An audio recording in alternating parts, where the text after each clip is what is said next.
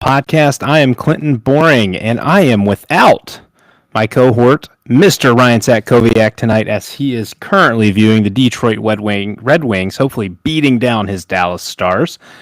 But I am joined by our esteemed guest, the RedCast Rob from the Go Big Red podcast. We are going to break down a little bit of Nebraska Spring Football tonight. Mr. Rob, how are you tonight? I am doing well.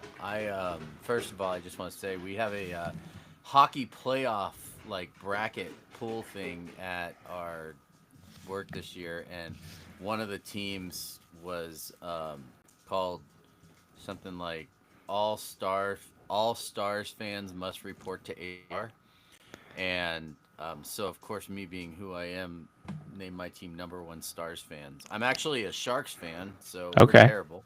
Been a You bad know, season for you guys. no, it was terrible, but that's okay because you know what I mean.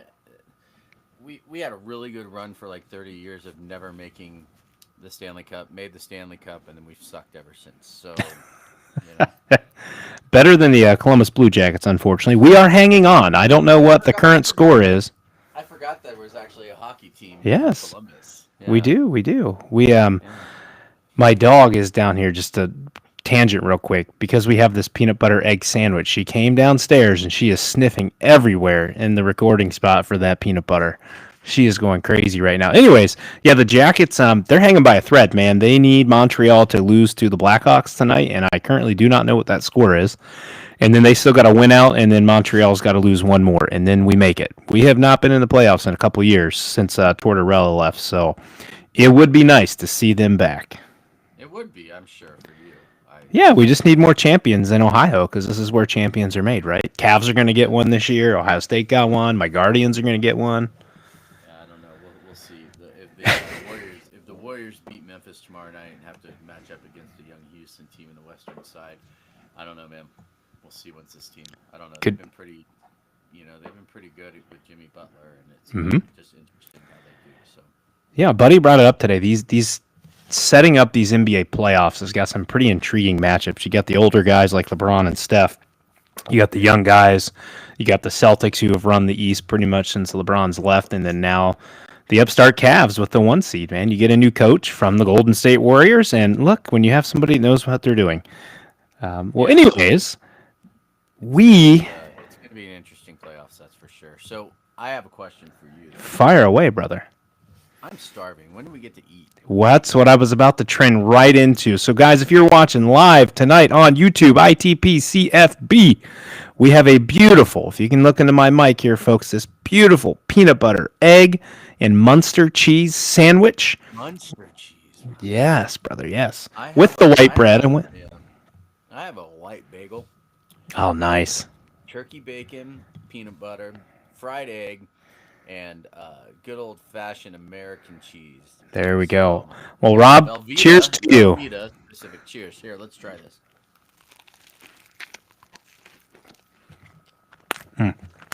So delicious. It's really good. Can I The swear on melted this? peanut butter, phenomenal. Holy fuck yeah! The melted peanut butter is what it's at. I hope, Ryan, when you listen through this to edit it, how much you fucked up missing this delicious sandwich tonight, man. Oh my god! So here's the thing: I wasn't quite sure what I was gonna like, and so I toasted some wheat bread, and I came home. My wife had boiled an egg earlier that she never got to eat, and of course, eggs are expensive these days. Oh, yeah. So I cut up the hard-boiled egg, and I made a second sandwich on wheat Oh, bread nice. with a hard-boiled egg, American cheese because America, and peanut butter. Absolutely. Phenomenal. Ryan, you really missed out. I can't believe you'd want to go to a hockey game over How this do right you not now. like these things? Listen, him and another coworker, I think it was a coworker or friend that listens to the show, sent me, said, "What the fuck is wrong with your co-host? That sounds disgusting." I'm It's like, all delicious. right, now we have to put it together. I mean, I'm all about protein. I learned about Honest. this in PT school, and it was delicious.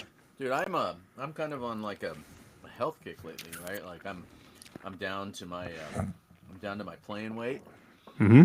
I'm about um, bouncing depending on how much water I drink the night before, but bouncing around between like 174, 178. I'm Nice. 5'9". You I know, I've Yeah. got I've got like, I think it's like 82% muscle to bone ratio. Okay. Most of my body fat exists exactly where you would expect it to exist, and Yeah. that's right around the waist area. Hey, I remember the last time I weighed 175. That was fourth grade. Well, and I'm doing yoga like twice a week, and Nice, man. Good deal. working out, lifting weights, and well, I'm Absolutely. 51 years old, and I got two really young daughters, so I got to live for a while. Yeah. How old are your girls? 9 and 5. Okay, so I'm sitting at almost 5 and 2. Mm-hmm. I You're I tell you squeaky what, clean. the workout world changes a ton when you have children, and I'm pat myself on the back for the Are you? ability to stay consistent over these 5 years with first kid and now second kid, and it's a My grind. I get up wife. at 5 a.m. and get her done. Yeah, my wife and I have a great relationship. We actually plan our days and afternoons around like when we're going. So, and I'm coaching. I think you said something about coaching t-ball. I'm actually coaching under 10 soccer for my Oh boy. 9-year-old daughter. We had our first game this weekend. We lost 2-1. Could have easily won 5-2.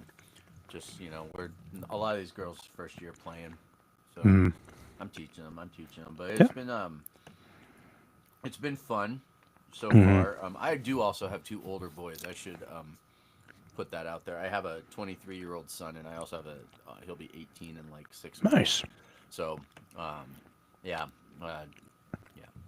So I got two good things out of my first marriage, I suppose. Yeah. Them. That's awesome, man. They keep you busy. There's never a dull moment. That's to say the least. Mm-hmm. My wife. One more side tangent, and we'll jump in here, guys. That she wants to go for three, and I don't know if I'm ready to step up to bat for that just Don't yet. do it. Two, two sometimes makes me want to pull my hair out. It's phenomenal. I love the boys more than anything in the world, but damn, some days, man, I'm I'm ready telling to. you, dude, it's yeah, it's something else. So, I mean, God bless you. You know, Yeah. Hmm. it's so. You want to talk Husker football or Let's something do it, like that? baby. Let's do it. Wait, so you're Yes, the Ohio State fan, right? The other, how did I that? am. I want to ask that first. How did that go with that championship game? I thought Ryan might quit the show. I mean, He did not. he knows that like Notre Dame will probably never win another national championship. He's already said. He said, "I don't. We're definitely not making it back to the championship, and I don't know about the playoff because we've had so much turnover." And I'm like, well, I don't ever have those expectations in Columbus. I expect to make the playoff every year. The only thing we don't have expectations for is the Ohio State basketball team. Well, which is funny because they used to be actually like one of the best teams in the country for a long time. So that's Bad Mata, man. Bad Mata. Jim O'Brien had good teams too.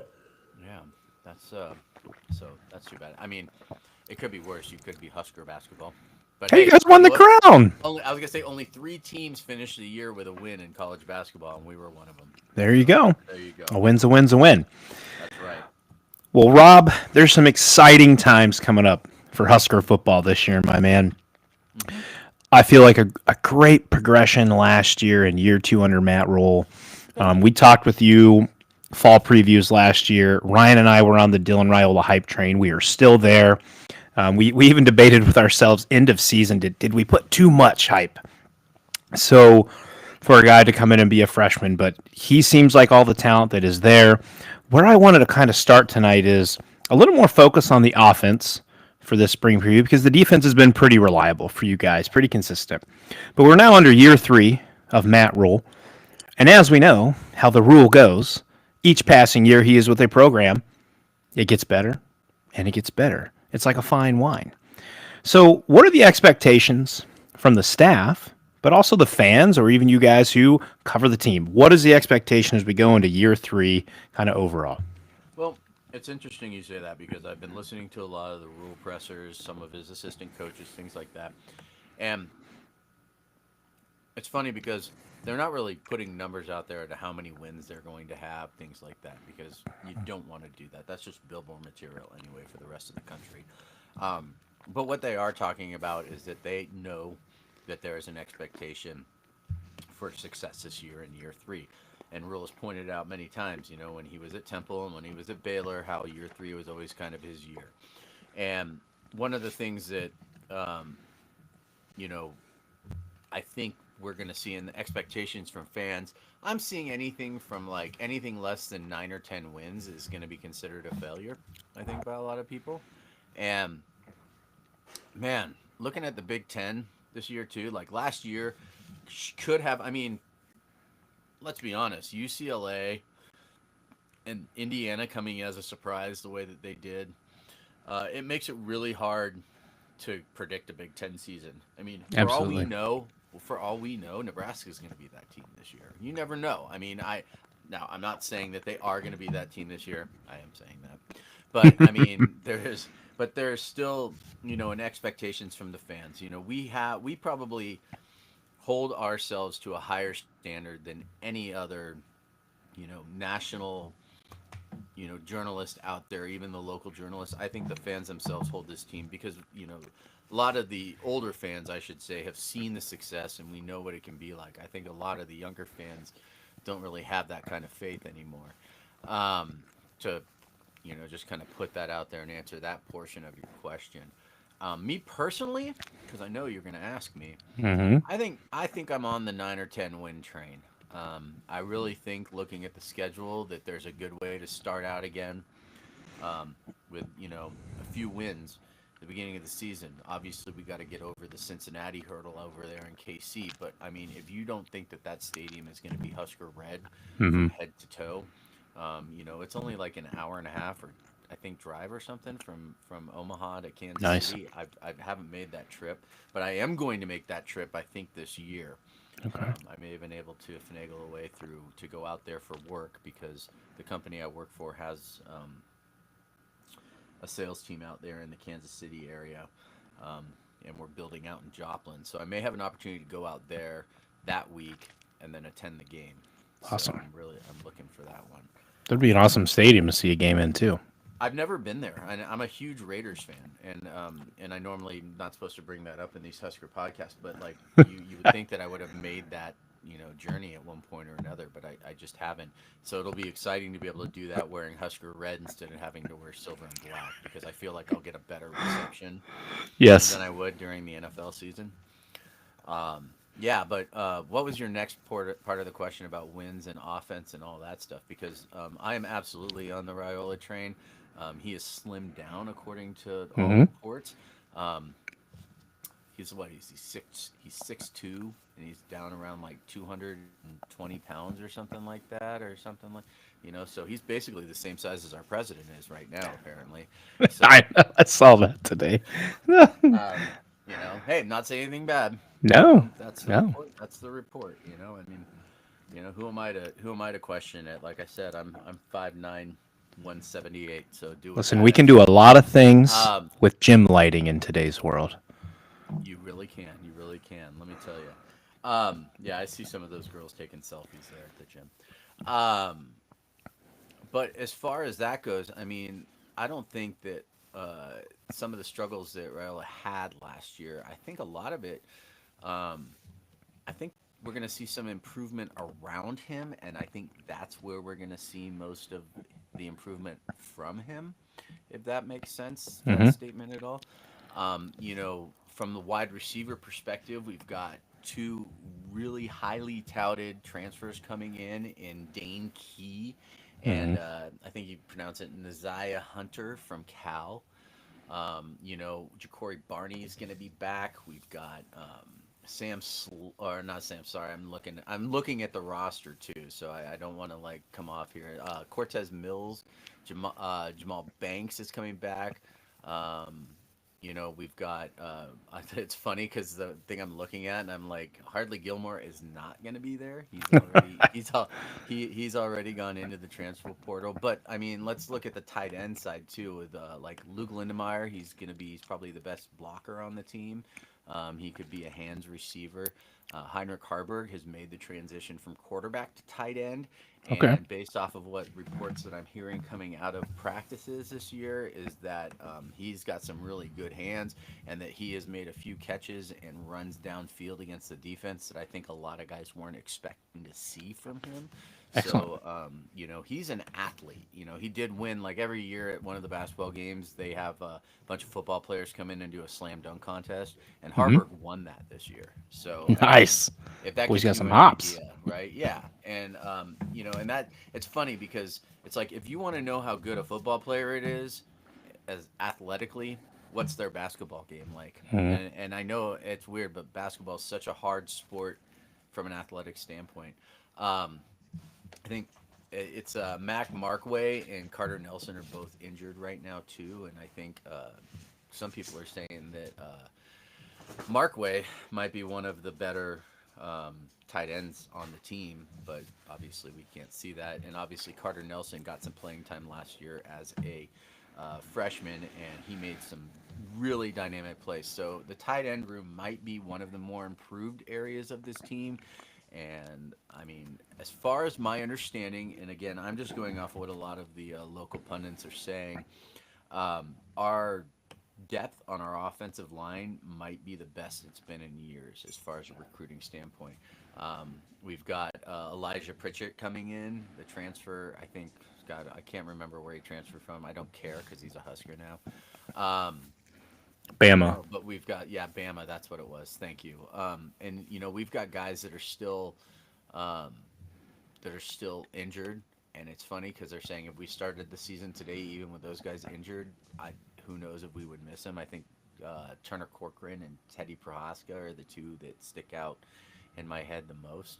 And I mean, they're pretty deep. If kids like Gibson Pyle and Landon Davidson can find their footing in there and maybe get it together in this offense. I bring up Landon Davidson because I've met the kid and I've seen how athletic he is, and he single-handedly won a state title, I believe it was, for Class 5A in Colorado here. I think they rushed for something almost close to 3,000 yards behind him his senior season. Literally, like every play was just like over right tackle. So I mean, or right guard. So I mean, that's he's a monster. He looks like the Hulk, but and they're listed as third and fourth right now, like on the depth chart. So I mean, there is some depth going on there. Um, He's also as far added as Rocco Spindler, right? yeah, yeah, and I'm not. Yes, Rocco Spindler as well. And there's I don't know. It's just that I'm looking here and it's like just a bunch of like it honestly looks like a immigration record for like somewhere in Eastern Europe on this thing. So That's awesome. Yeah, I mean, it's exciting just to build upon Raiola again. 2,819 yards last year. He completed more than 67% of his passes. That is that's a lot. fantastic Yeah. for a freshman. 13 to 11 TD to interception ratio. But again, you expect those things from a freshman, right? They're coming in. You're playing big boy football now in the Big Ten. Yeah. You gotta test every week, whether it's Northwestern or Ohio State or Michigan or Purdue. Although I don't know how much of a test Purdue was last year. We constantly dig them on the show. No wonder nobody from Purdue likes us. But it's a step up to competition, right? And it's an adjustment. And I love the names you mentioned at wide receiver. You look at Dane Key coming from Kentucky. He's 6'3", 210 pounds. Dude's a monster. Mm-hmm. 38 games, 126 passes, 1,870 yards, and 14 touchdowns. The other impressive thing about him, he had 92 targets, Rob, in 2024, Yeah. 2 drops. So Yeah. the boy's got hands. Well, And that's yeah, something. let's talk about some of the drops too, because that percentage could have been higher for Raiola, and we could have had more touchdowns. Absolutely. Nayor loved the kid, but I swear to God, man, like at times he would just have brick for hands. I'm not going to shine that one up at all. And there were some possible game-winning drives or just like game-sealing drives where he dropped passes, whether it was in the end zone or for a first down, that literally cost us the game. So in that regard, anything at that point in that position where a guy can catch the ball and doesn't have drops is an improvement to me. And with a quarterback like Raiola out there as well, his ceiling is still way higher than what we saw last year, and the game's only going to slow down for him. Yeah. He's got himself a new offensive coordinator, and everything that's coming out of that room right now. And the cool part about it too, and I don't think a lot of people talk about it, but Jalen Gramstad, who is an NAIA national champion right? So the kid knows how to win. We can talk NAIA all we want. He basically showed up to some kind of like senior practice where they came in and they turned up on the team. He has been more in like the coach's role, almost coming out there as like Raiola's backup, right? He's just working with him, talking with him, and which is great because he probably will end up being a coach somewhere someday, right? He's probably not going to end up in the professional ranks, but just that kind of teamwork and that kind of effort coming out of that room is something that a lot of programs need, right? There's not like resentment or there's probably still some competition with the younger guys, but you also have a guy in there who's level-headed and understands the game, and that's fantastic. Yeah, and you mentioned, let's get back to the O-line here, the stockpiling or the bringing of new talent, plus the talent that they've stockpiled. I want to kind of go over a couple quick stats here. They were 100th ranked rushing offense in the country in 2022. That jumped to 39th in 2023. That was certainly aided by Heinrich Harburg being a mobile quarterback. But then they kind of fell back a little bit last year to 96 in 2024. However, the offensive line, they gave up 72 tackles for loss last year, 74th nationally, and allowed 28 sacks, which was 78th in the country in 2024. So I kind of put, is the time now to get this O-line from a good O-line to a dominant O-line? And then kind of mentioning too, I didn't even cover this part, the running backs. Like what do we have in the backfield to again pair and help this offense with Raiola? So Emmett Johnson, obviously in the portal, out the portal, he's back. He's thriving in Holgerson's offense right now. Go air raid.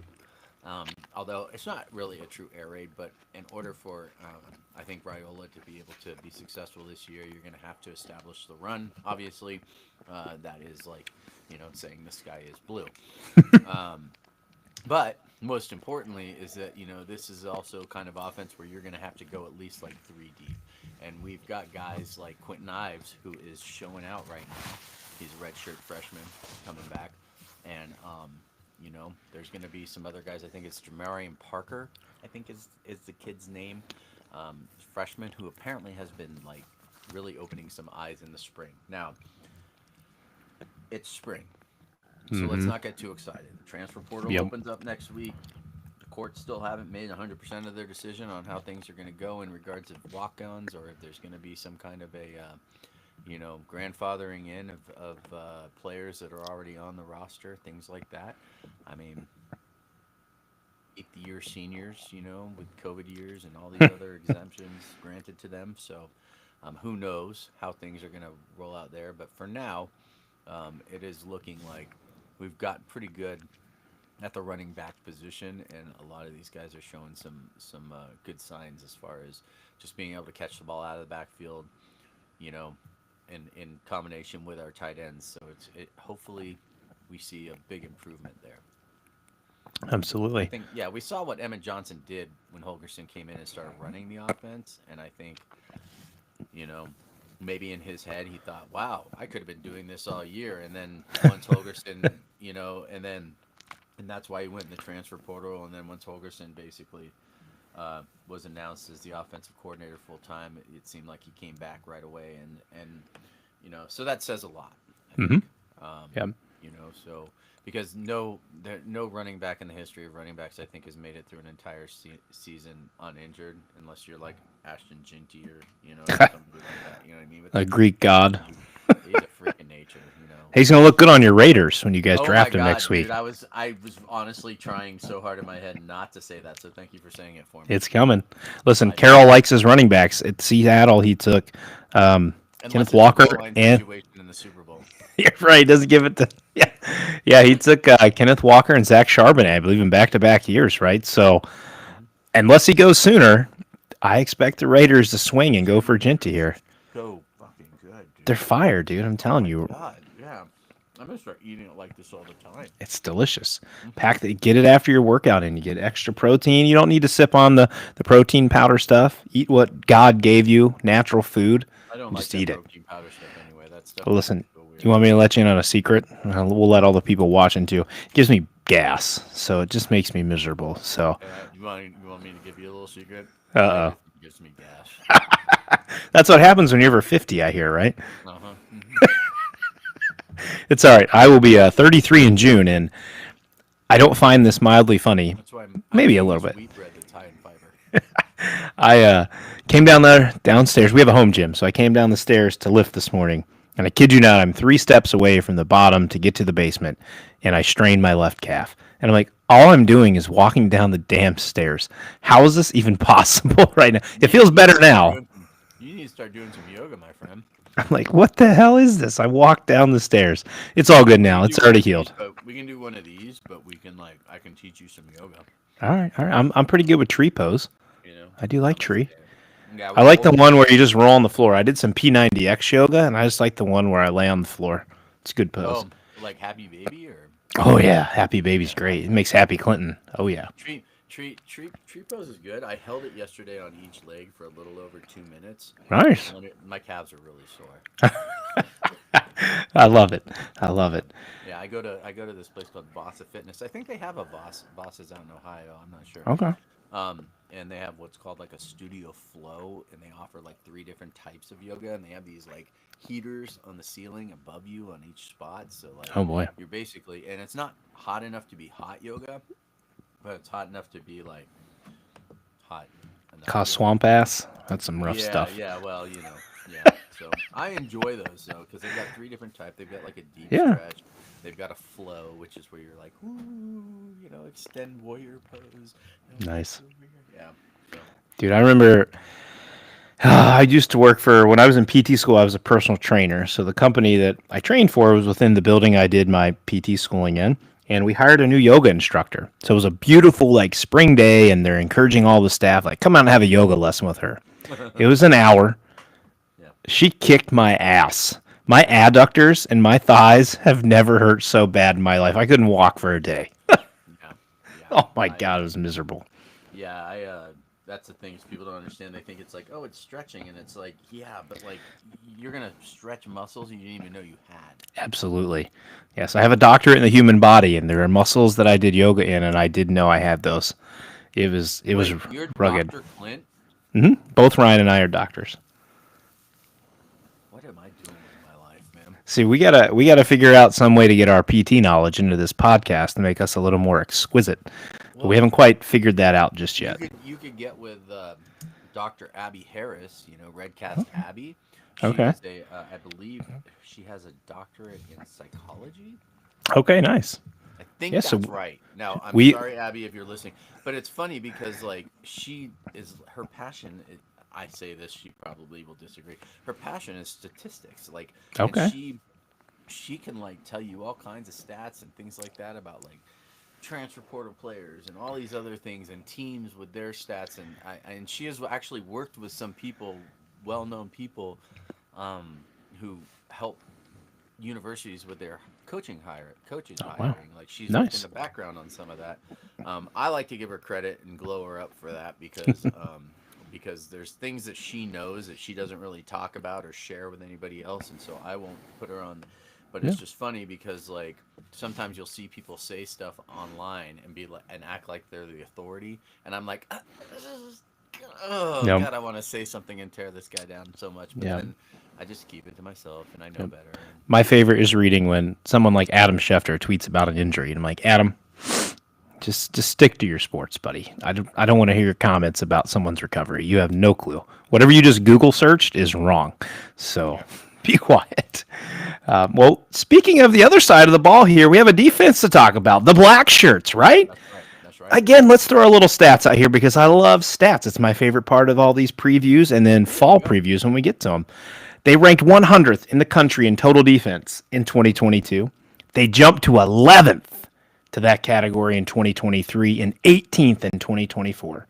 That's right. Similarly, they went from 77th nationally in the scoring defense in 22 to 13th in 23 and 17th in 24. If there's one thing we can say about Matt Rhule, he brings the D. The D has improved in his time with the Nebraska Cornhuskers. So what is it about Rhule that has I don't know, is a bigger emphasis on this defense compared to when Scott Frost was here, but what's been the difference there? You know what? It's really hard to tell. I want to say that it's just a matter of mentality. I think. I think that he really glows up those guys as much as he possibly can. He believes in them. He brings in guys. He has a certain idea for what these kids should look like, and he makes sure that there's a consistency there. Last year's defense obviously was led by guys like Nash Huntmacher and Ty Robinson, who are probably going to be drafted. We're going to see them drafted this weekend. Is that this weekend or is it Next Thursday, 24th? Yeah, the 24th. So I knew it was soon. It's like all these sports. I mean, Hey, by the if way, you want to tune in, congratulations to Rory McIlroy. yes, overcoming the hump. If you were smart and you took Vegas Jared's advice on Twitter and put money on Rory at 12-1 on Thursday after his first round, you would have won $300 like me. Nice. So, Well, not to cut you off real quick, we're going to have, I think it'll just be me again because Ryan has a fancy schmancy dinner he has to go to. But our guy, draft guy Jared, is going to join me Thursday night.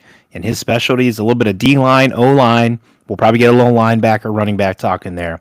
But if you want to tune in, it'll be up Friday morning, or you can tune in live and throw comments at us. He'll be on, and I bet we're going to talk a little bit about Ty Robinson because he has been visiting with our Cincinnati Bengals. oh, And we need some D-line, baby. So yeah. give it to me.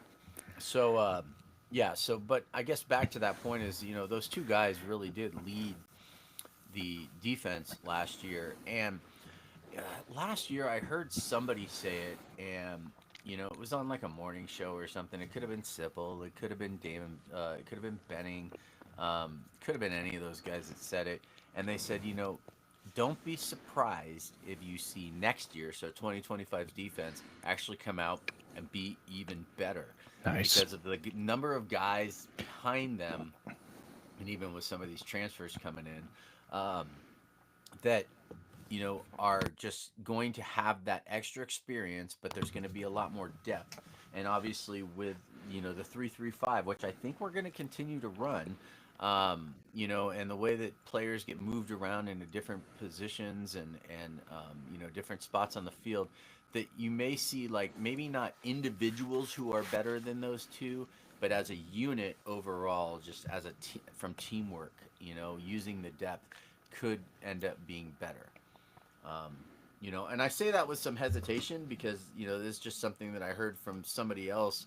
And I mean, after seeing the way the defense played last year, especially some of like the freshmen coming off the bench and playing, 12, 15 snaps a game, it wouldn't surprise me for that to be true. Awesome.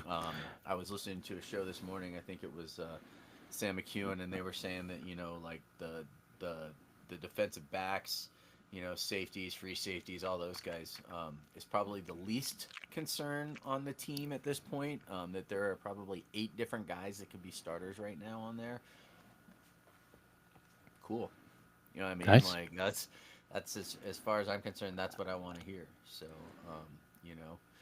what we got Sarah Wright coming back, I think, right? He didn't go into the draft, did he? There's even another kid on there. He's third on the depth chart, redshirt freshman, but he's pretty highly touted kid out of Nebraska. Last name Benning, Caleb Benning. Obviously you got like Deshaun Singleton.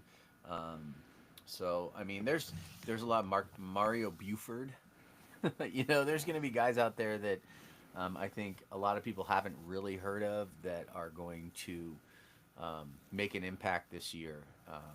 And obviously, you see guys who were walk-ons, but they may be making a lot of headlines these days on the Twitters and because of things they said about the program. But the fact of the matter is they wouldn't even exist or be relevant if it wasn't for Matt Rhule, like James Williams. I mean, that kid, I knew this was coming. He transferred to. Hey, you know what? I got nothing bad to say about him. I'm going to take the high road here. I'm going to say he was a walk-on who got an opportunity to play. He made the most of his opportunity. He followed his coach to Florida State. I wish him the best. But the fact of the matter is he wouldn't be who he was if it wasn't for Matt Rhule and that coaching staff giving him an opportunity to play. So Absolutely. So I had part A, part B here on your position groups. and maybe it's between the D line corners, but your most stable position group on the defense and the position group with the biggest question mark coming into 2025. Well, it seems like with us, it's always the linebackers. You know what I mean? But we got guys like Vincent Shavers and Javin Wright coming back. I'm Hmm. terrible with names. You know, Honky and I, man, I swear to God, we just I used anyway. And then we do have some kids that are coming in transfers. I think it's like Marquez Watson Trent, guys like that. So I mean, we're trying to build up that side of the room. Christian Jones, who's a freshman, don't be surprised to see him playing. He's huge, big kid coming out of nowhere. I think the other kid's name, I want to say, I was trying to remember it. It's Dawson's Creek. That's right, Dawson Merritt. I think those two It's kids. a hell of a way to remember that. Yeah, thank you. The I've heard people say that don't be surprised to see those guys get playing time. Rule isn't afraid to play freshmen who can play. So that's just the way it goes. Absolutely. And we've Well, also, obviously gone over your 30 minutes as well. no, you're okay. You're okay. Every We time I'm listen. on this show, It's this is just okay. what we do, We man. love to have you. I You just had haven't a couple. we Go haven't even ahead. like gone off on any weird tangents either. That's like for me, that's like new level experience. Yeah, the a couple guys I just had noted. Desan McCullough coming in. I was reading Nebraska Sports Illustrated today, and they mentioned he's kind of a jack of all trades. Which is And funny whether he, because they list him at the Jack. that's hilarious. Yes. So, they were saying linebacker or maybe as a pass rush defensive end for him. You guys also brought in a big time transfer as far as career tackles as Marquez Watson Trent out of Georgia Southern, 363 career tackles. He played in 49 games, 37 starts, three-time all-conference selection, and was the 2024 Conference Defensive Player of the Year. Anytime you can find a guy like that, and that's to pull out a Kurt Stignetti's bag here. You go in, you find the G5 guys who have tons of experience, Hmm. and you put them on the field versus getting the 5 star who maybe hasn't built to what he's supposed to yet. But Yep. then that spins me to Williams and Warney. And how do you say his last name? Williams Um. and Warney came Yeah. from Missouri, defensive line. Yeah. Yeah. Yeah. Yeah. So No, what's kind of the maybe expectation with him? Waneri. I Waneri, there we think. go.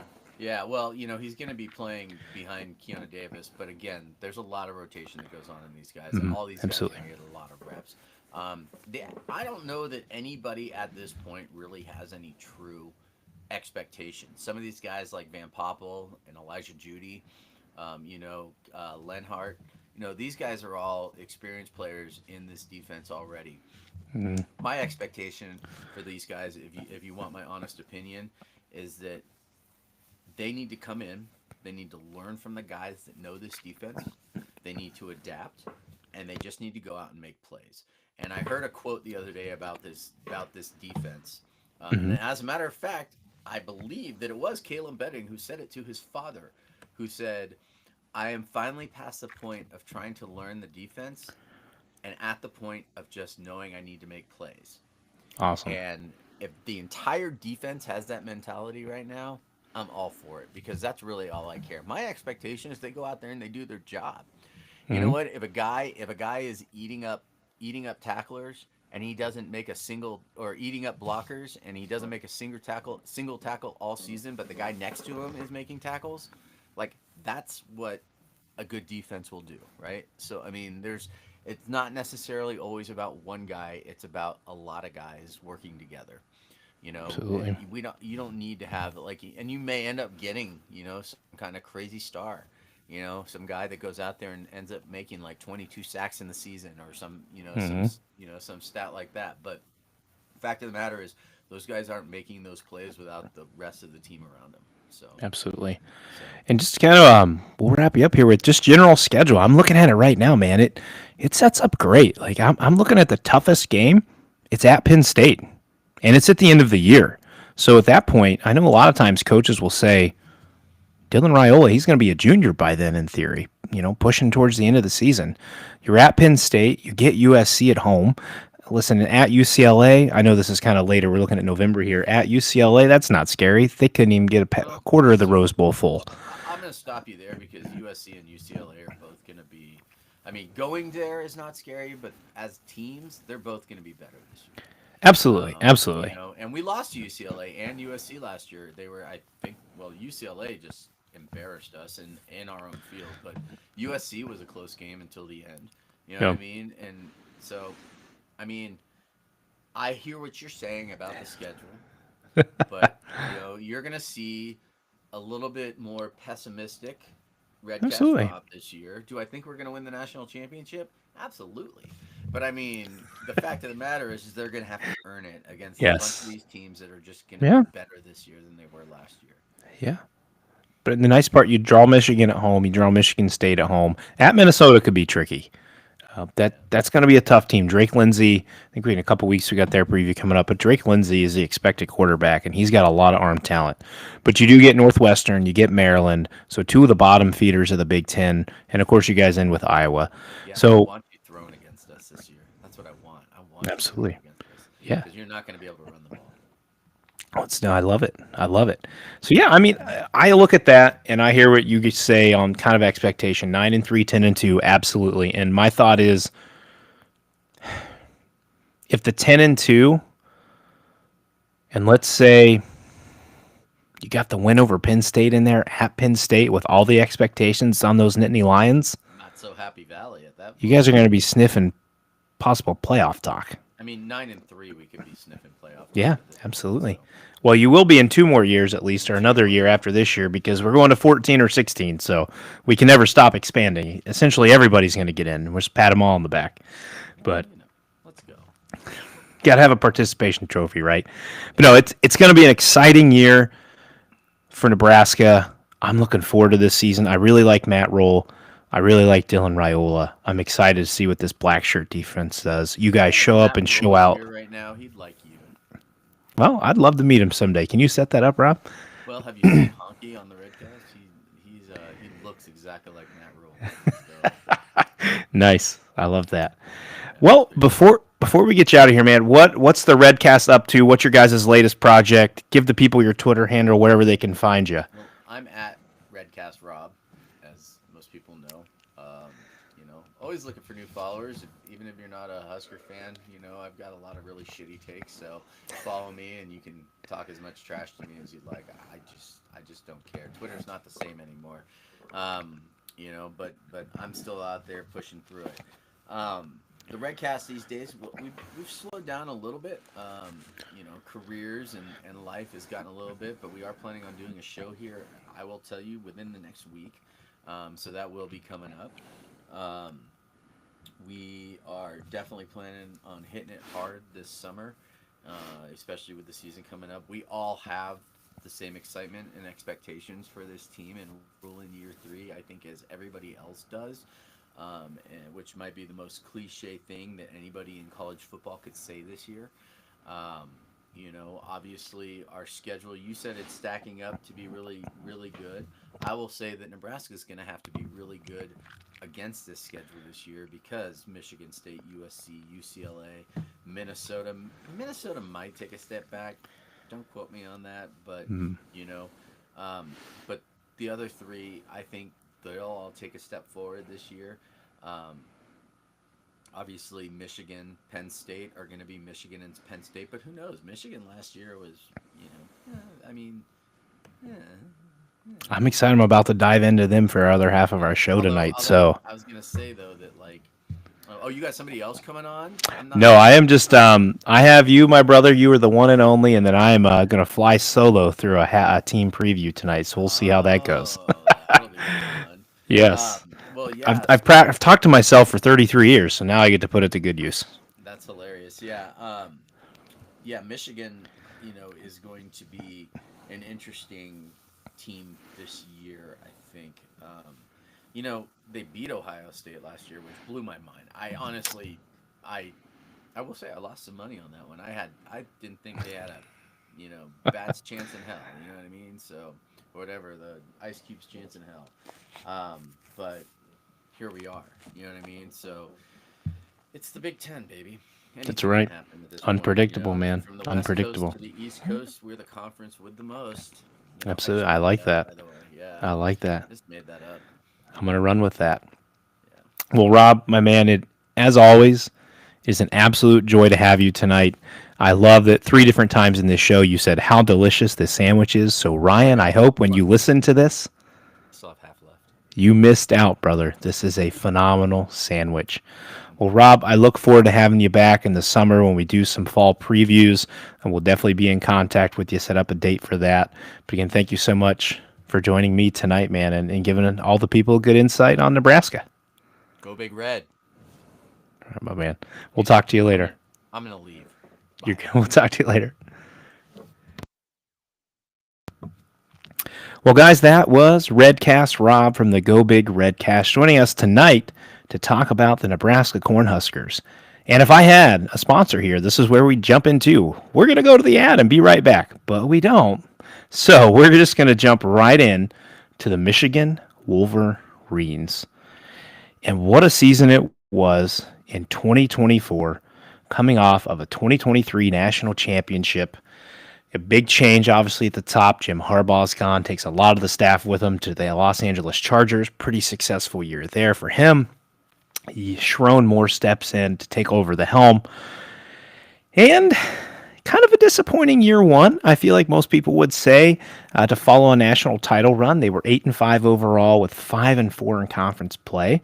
But again, the same way we say things with a first-time quarterback, this was a first-time head coach who lost a ton of talent.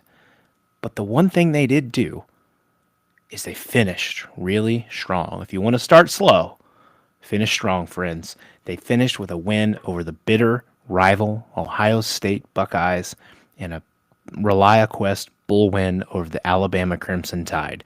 So what a way to help ignite a spark going into 2025 for this team. Sherron Moore has already done a good job on the recruiting trail. He has done a really nice job over the years he's been there with developing their offensive line. And we look to go to year 2 now, one would think, a continued progression, or at least around about the same with 8 wins. And we'll get to that schedule here in a little bit. But I think looking at this team, and Ryan and I have talked about this a couple times, is that they're losing a ton of talent. And they lost a lot of talent from the 2023 national title team to head into last year. But if you look at the guys they're going to lose this year, both defensively and offensively, these players have been key cogs for the Wolverines for at least the past couple years. And 2 of the biggest names, you're looking at the defensive line. You want to talk about the way they beat Ohio State. It was stuffed them up the middle with these 2 studs of Kenneth Grant and Mason Graham. These 2 guys are 2 of the top defensive tackles in the upcoming NFL draft, which you guys can find next week, April 24th, first round. Likely you're going to see both Kenneth Grant and Mason Graham taken in the first round. So losing 2 first-round talents off your defensive line. You're also going to lose Josiah Stewart, who I've seen in mock second, third round. That's another big talent off of there. But then you're losing your all-world cornerback in Will Johnson. Again, a projected first-round pick. That is 4 studs from a team that had to rely on their defense to do pretty much everything for them last year. If they didn't have the defense, I don't even know if you get to 8 wins last year. But then you flip to the other side of the ball. You're losing Donovan Edwards, who had kind of a roller coaster career with Michigan. He had the highs in the national championship game against Ohio State where he'd bust off big runs. And then you'd have games where it just felt like, as they talked about, I believe it was on Fox or ESPN, he's just kind of like he's sitting in the back seat. Like he just disappears. You don't really know he's there. But you had Khalil Mollings. What a wonderful season for him. If you think about the game against USC and the big run late that essentially breaks that open, what a big year for him to propel himself in the NFL draft. Likely, I don't know, I think probably the back taken before Donovan Edwards. But then you also lose Miles Hinton off your offensive line. So again, the key focus, the tons of talent that is gone, that is leaving this roster that you now need to replace, reload, whatever term you want to use there for this defense in 2020 or for this team in 2025. It's certainly a next man up mentality that you need, but it kind of seems unlikely that the players who step in immediately will match the production that those previous players leave behind. Now to the big hot topic. Last year, we all know what the true plague to the Michigan football season was, and that was offense. And not just the whole offense. There were pieces to that. The running game shined at times, which was really important for them. That got them a couple wins. Again, we just talked about the USC game, being able to control clock against Ohio State. And I believe it was Cleo Mullings when he busted it outside when it looked like he was stopped in the backfield, and then he pops off a 20-yard run for a first down. But quarterback play. We talk about it all the time. You can hear about it on any other analyst that talks about football. The most important position in the game is quarterback. And to put it lightly, it was a hot mess last year. You saw 3 different quarterbacks take snaps for Michigan: Davis Warren, Jack Tuttle, and Alex Orji. It was just a rotating ball of mess. Davis Warren eventually stabilized himself as the starter. I believe Jack Tuttle retired, and I believe Alex Orji has since left and went to another school. Total, those 3 quarterbacks combined for 1,655 yards passing, 11 TDs to 13 interceptions. Now let's compare this to Michigan great quarterback J.J. McCarthy in 2023. He threw for 2,991 yards, 22 TDs, and 4 picks. So clearly, if you're using 3 quarterbacks, you're probably not matching the production of your previous quarterback, who was a first-round pick, but just showing the drop-off from what they had at that position. And when we talked with our guy Anthony Broom last year for the fall preview, and he said there was times to where he felt like we were still teaching Alex Orji to play quarterback. That sent up a red flag to Ryan and I. We already had some yellow flags, but then we get a red flag that we're still teaching Orji to play quarterback, and we're what? I forget when we did the Michigan show, but 2 to 4 weeks out from the start of the season, that doesn't sound very promising for this team. So, I don't know. What can you do to be better this year? Well, you bring in Mikey Keene, transfer from Fresno State, and then you enter the 5-star studded talent that you clipped from LSU, Bryce Underwood. And anytime you can bring in, I believe, the top player in this class, or a top 5-10 player in a class, especially at a position of need, and especially when that position's quarterback, there is a ton of excitement around him in what he can do for this team. Just reading articles today, it sounds like he's been dropping dimes in spring practices. He's quoted to be a natural-born leader. And then defensive players saying that he is a great decision maker. Now, we just talked about this with Rob. Dylan Raiola, 5-star freshman, comes in and plays. You will have to ride a roller coaster with a freshman quarterback. It won't always be on the high, despite what the ceiling is for him. If he starts, he is still battling with Mikey Keene, and to an extent, Jaden Davis as well, who's looked pretty good. There's going to be highs. There's going to be a ton of them. But there's also going to be lows that, again, I believe Michigan fans would be willing to be patient on, given the amount of talent he has. And if you're willing to, ride those out. And what I think should be done is let him start from day one. Ride the roller coaster this year, because the talent that you have coming in the future to pair with him, and then you continue to build a receiving core around him, 2026, 2027 with him are going to be phenomenal. And if he's every bit the talent we expect him to be, you're going to find yourself right back in that playoff. And you might damn well find it this year. Maybe he's a hit right away. Maybe Mikey Keene gets you the first half of the season with Bryce Underwood getting some playing time in and gets settled in, and then he takes over the second half. Maybe he gets you your 5th straight win over Ohio State. I feel like, though, again, reiterate, if he's as good as advertised, it's really hard to not let him start. His ceiling is higher than Keene, who's at the end of his career. There's no knock on Jaden Davis. Jaden Davis has 1 career snap. You go to the opposite side. Keene is the seasoned vet with 39, and then Bryce Underwood has nothing in college football yet other than a spring game that won't be televised until 8 days after the game occurs. However, moving on from the quarterback, no matter the quarterback you have to have someone to throw to. So the next problem of Michigan's offense from 2024 was they didn't have much of a pass game. They didn't have reliable pass catchers outside of Colston Loveland. And shame on me, I went to go do the math today, and I completely forgot to calculate it up. But Colston Loveland, I believe, was in up almost 600 yards receiving, and you look down at the next receiver for Michigan, it was in the 200s. So we saw this kind of with Purdue, with Max Clare, who dominated a bad offense as an elite tight end. And now you see it again with Colston Loveland, who's likely to be a first-round pick in next week's draft.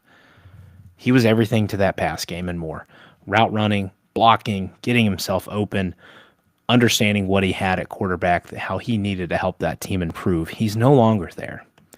So what do you do to kind of replace that? And the two guys that you're bringing back that are bigger names that people are familiar with are Samaj Morgan and Fred Moore. Then you go to the portal, you add 6'5". That's right, folks, 6'5". Indiana transfer Donovan McCauley, who had 48 catches, 644 yards, and 6 touchdowns 2 years ago. Again, asterisk there, 2 years ago. You also bring in Anthony Simpson from UMass, who had 792 yards and 3 touchdowns on 57 receptions in 2023. Again, asterisk, 2 years ago. Both of them missed time last year. I believe McCauley only got 2 games in. Simpson, I believe, got 3 to 4 games in before their seasons were ended. So if you look at the pass game and the receivers, you're relying on those two guys to come in and give you production, but they haven't had any for 2 years. Doesn't mean won't be fine, but again, there's really not much on the docket from last year. You're relying on a lot of it from 2 years ago. Thinking though, when the ceiling is the floor, you can only go up, right? You can only get better. It's not going to be worse. Especially, I think both Keene or Davis or Underwood are all upgrades from what they had at quarterback last year. To the kind of the last piece of offense, as we mentioned, you were going to lose Donovan Edwards and Cleo Mollings, who were everything to your run game last year. But you bring back Jordan Marshall, who's coming off a great performance in the ReliaQuest Bowl with 100 yards. And you bring in Alabama transfer Justice Haynes. And Haynes was kind of in a crowded backfield in Alabama, so he's not coming to Michigan to sit on the bench. It looks more like a split duo type role likely between these two, but also don't sleep on Benjamin Hall, who, again, reading, I forget the name of the Michigan article today, they believe he's going to factor in as well. So those kind of your three guys. If you kind of look at the teams, especially, again, we're going to go across town to Columbus to their rival, the way that Ohio State utilized Quinshon Judkins and Travion Henderson last year, and also Penn State with Nicholas Singleton and Katron Allen, you're going to need a two-back system. You're going to need a strong two backs to help get you into a run of the playoffs if you're expecting to get there. You have to have depth. It's just not – it's everywhere. But think about running backs and how prone they are to injuries because of the beating they take, at the force and the hits that they take. You need a reliable 2 to 3 guys to help get you to where you want to go. So I think overall, spring-wise, the expectation is that this offense should be and will be better in 2025. And again, guys, I know I didn't bring up the new OC. We addressed that back in our coaching carousel episode. So if you want to go back and check that out, we'd greatly appreciate it. And give us a listen there. Now, flipping over to the more reliable side of the ball, I spent a lot of time on the offense because that's the most important piece that needs to be upgraded for Michigan to be successful and where they want to be. Well, let's go to the most stable side. What helped this team win a national championship? Defense. You have the likes of Aiden Hutchinson during these runs. I just mentioned Graham and Grant. Excuse me. They've got all kinds of talent on that defense. So last year, you bring in Wink Martindale, who I think, depending on who you listen to, was a mixed bag of a hire from Michigan in the offseason. You know, his career kind of wrapped up in the NFL. It wasn't as pretty as we thought. Ryan is quoted as saying that NFL coordinators who come into the college games, it goes one of two ways without an in-between. It goes really well or it stinks. And for Wink Martindale last year, pretty good first season. They had to lean on this defense to get them to the 8 wins they had. They only allowed 19.9 points per game. That was 19th in the country out of 134 teams. They were 10th in yards per game last year. So again, first year, Wink Martindale, success. We're not going to rehash the tons of guys that they just lost, but let's kind of talk about guys that they're going to be keys or bringing in or utilizing for 2025. So the first name in doing some deep dive research on Michigan was Deshaun Barnum and his usage and how it's a key to that defense in 2025. Last year, Martindale had him more of a traditional middle linebacker role. But the article I'm reading is maybe he could be used off the edge a little more in 2025. If you look at his body type, 6'3", 250 pounds, can you get him off the edge to generate some pressure there? Kind of help with the loss of Josiah Stewart.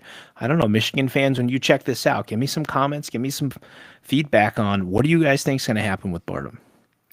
And then we look at his running mate, Ernest Hausman. He returns. If you look at both Barnum and Hausman, they were the top 2 tacklers for Michigan in 2024. So when you have some turnover of such elite guys in the way that Grant, Graham, and Johnson are gone, how do you fix that? You take it with the stability of the defense, and that's your linebacking core, and you bring back your 2 top tacklers to lead. Fantastic. However, in the same article, they talk about that the strength again should be the defensive line, which Michigan has leaned on a ton with their success in the past. Derek Moore and TJ Guy return. They were the second and third leading sack getters on the team last year. Yes, that is with Graham and Grant on the team, folks. Second and third leading sack getters. Rayshawn Berry returns. They added Damon Payne, or probably Damon Payne Jr. from Alabama. Trey Williams from Clemson, obviously via the portal. So again, we're building depth. Guys who have had some time, other big universities, fill in the depth because you're going to need it. The key, then we then look at the defensive backfield, is the safeties. The key I meant was you get Rod Moore back. They lost him to an injury, an ACL in 2024, missed the entire season. I believe his original was hope was to try to be back for the Ohio State game. I don't think that happened. So here he is. He comes back to help lead the defense. And then kind of the leading cornerback that is coming back from Michigan is Zeke Berry. There were some other names mentioned in there, but in this same article, they mentioned this is one of the pieces that needs the biggest improvement on Michigan's defense for 2025 are the corners. Looking again, they were stout against the run, as they seem to always be, but the pass is where they were a little more susceptible.